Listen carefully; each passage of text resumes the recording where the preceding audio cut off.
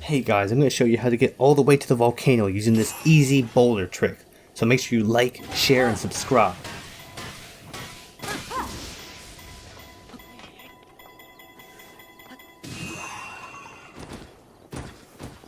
Game sucks, it's not my fault. Whenever I pick up a game, I want to be able to play instantly. I think the best kinds of games have solid, relatively simple gameplay loops and mechanics, but they reward player mastery and creativity. Sandbox games like Super Mario Odyssey or Breath of the Wild are fantastic because you can use the mechanics to interact with the environment and do things that developers may have never even thought of. Take MLB The Show for example.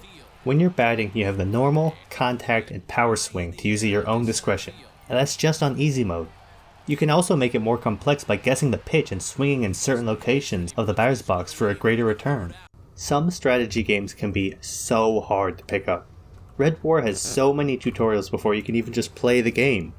After reading through a ton of them, I just got fed up and decided I was going to learn through a trial by fire, and it looked like this. But I don't want to study to play a game. Fuck school! Fuck all this bullshit! What the fuck? However, there are some strategy games, like the XCOM series, which are pretty straightforward in their controls, and the complexity comes from your own strategy, and also how the game chooses to miss 80% shots 80% of the time.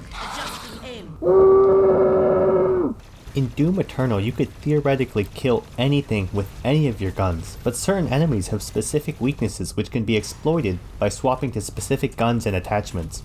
Instead of grinding your head into the wall, you could feel id Software encouraging the player to master swapping weapons on the fly as you run around the level.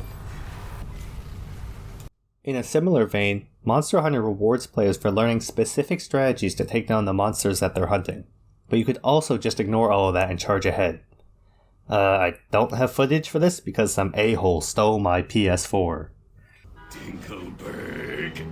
Destiny is one of those games where a high skill ceiling fire team can work together to chain abilities and take on new problems and enemies, until you remember you don't have any friends to play with. Hey Jackson, you wanna play Destiny 2? Oh.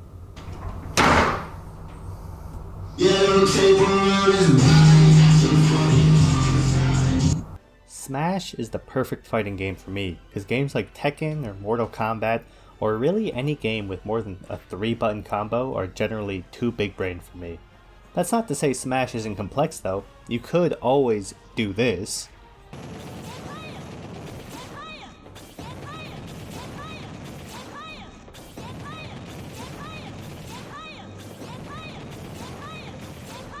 Or you could do this.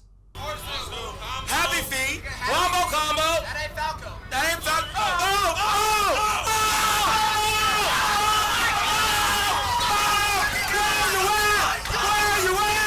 Where you at? Oh my God. One more combo. Get your ass whooped. I will never achieve this.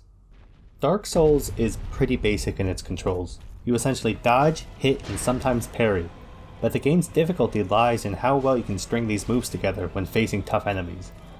And there are a ton of viable builds with various weapons and abilities, even though the basic controls always boil down to the same thing. To a certain extent, the same thing is true with Hades. This balance between an entry floor and skill cap is one of the greatest markers for a game's success. I mean, if you think about it, even YouTube has a very low entry barrier. It just takes a few clicks. Turn the video off.